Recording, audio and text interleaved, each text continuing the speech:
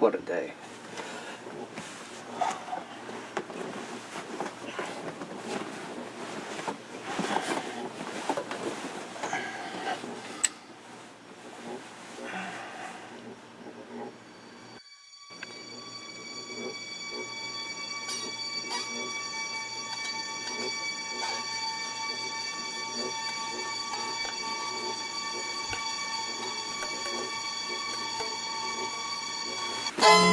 Aww, what are you doing there?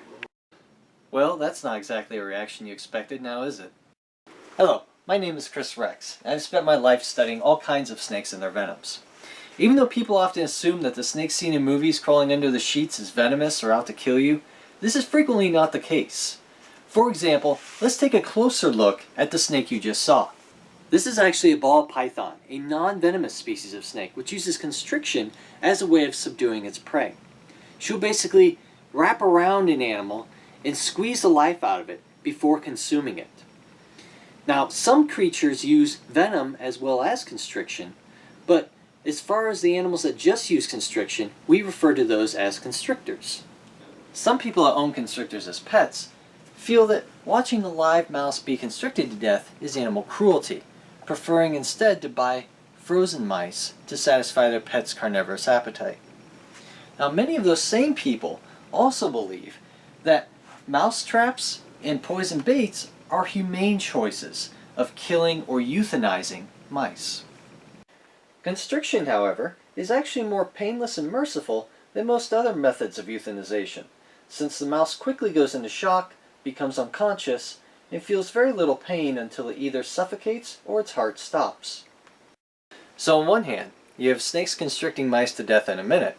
On the other hand, you have mouse traps and poison baits, which could leave mice suffering for several hours before dying.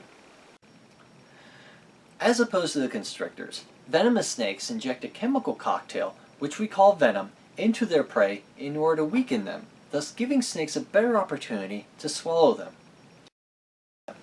Simply put, an animal that isn't able to defend itself is much more likely to become the snake's meal. This also means that animals injected with venom have a greater chance of being eaten alive than the animals that are constricted. Being a constrictor, this snake would have to be about twice this length to pose a real threat to me if she was to crawl under my covers while I was sleeping. Now, a good rule of thumb with large constrictors is that any snake over 9 feet long is capable of constricting and overpowering a full-grown man.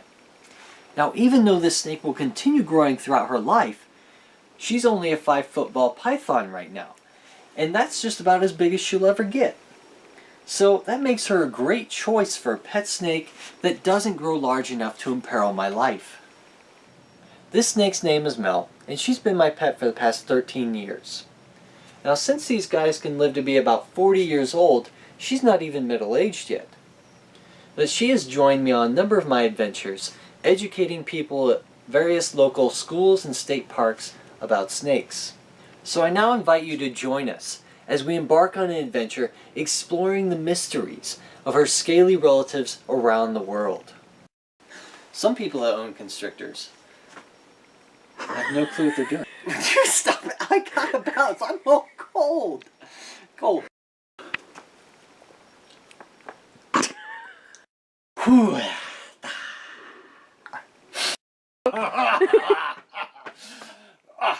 Want to do a dry run?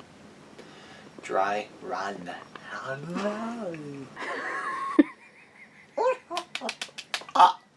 Killing one of these nice advice. Fuck me. Okay. Now y'all see what I have to deal with.